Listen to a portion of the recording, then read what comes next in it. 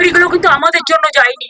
চাকরিগুলো যাদের যাবার পথে দাঁড়িয়েছে সেটার জন্য দায়ী যারা, আমি তাদের বলবো এটা না করলেই পারতেন।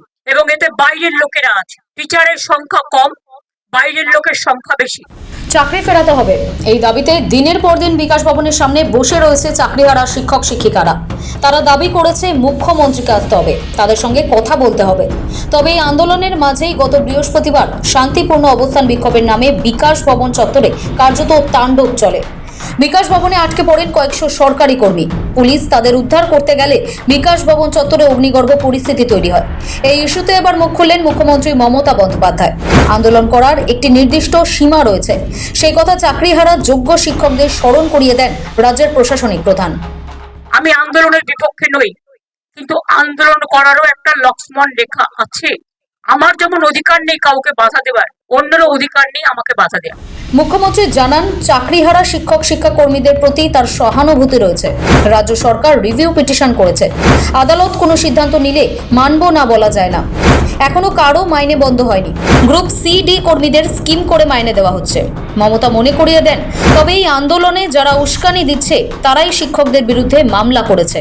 বলতে বলবেন না, আমার যথেষ্ট সিম্প্যাথি ওদের প্রতি আছে। আমি তো মিটিং করে বলেছিলাম আমরা রিভিউ করব। কোর্টের ব্যাপারে আমাদের আইন মেনে চলতে হয়, একটা বাধ্যবাধকতা থাকে, এবং আমাদের দিক থেকে আমরা রিভিউ পিটিশন করেছি। যদি রিভিউ পিটিশন অ্যালাউ করে ভালো কথা।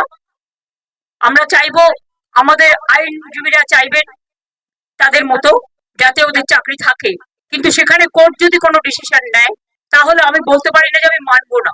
কিন্তু সেক্ষেত্রে এখনো পর্যন্ত কারো মাইনে বন্ধ হয়নি। এমনকি গ্রুপ সি গ্রুপ টি যারা টাকা পাবে না তাদের জন্য একটা স্কিম করে টাকা দেওয়া হচ্ছে। তার উপরে আমি জানি না, আমার একটা জিনিস খুব খারাপ লাগে, যারা উস্কাচ্ছে তারাই কিন্তু মামলাটা করেছে ওদের বিরুদ্ধে। চাকরিগুলো রাজ্য সরকারের জন্য যায়নি, রাজ্য সরকারের ওপর ভরসা রাখা উচিত ছিল। শিক্ষকদের কাছ থেকে সৌজন্য সম্মান আশা করে সরকার, ইঙ্গিতপূর্ণ মন্তব্য করেন মমতা বন্দ্যোপাধ্যায়।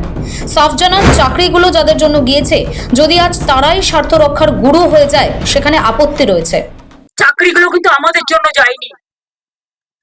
চাকরিগুলো যাদের যাবার পথে দাঁড়িয়েছে সেটার জন্য দায়ী যারা, আমি তাদের বলবো এটা না করলেই পারতেন। যারা চাকরি খেয়েছে তারাই যদি আজকে নাটের গুরুরা যদি আজকে তাদের স্বার্থ রক্ষার গুরু হয়ে যায় সেখানে আমার আপত্তি আছে। তাদের রাজ্য সরকারকে বিশ্বাস করা উচিত ছিল। শিক্ষকদের কাছ থেকে আমরা মিনিমাম সম্মান, সৌজন্য এটুকু প্রত্যাশা করি। বিকাশ ভবনে রাজ্য সরকারের কমপক্ষে 50টি দফতর রয়েছে।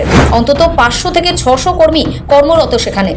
সরকারি কর্মীদের আটকে রেখে চাকরিহারা যোগ্য শিক্ষকদের বিক্ষোভ প্রসঙ্গে মমতা বলেন, কাউকে আটকে রাখা যায় না, রাস্তা অবরোধ করে কারো সমস্যা করা যায় না।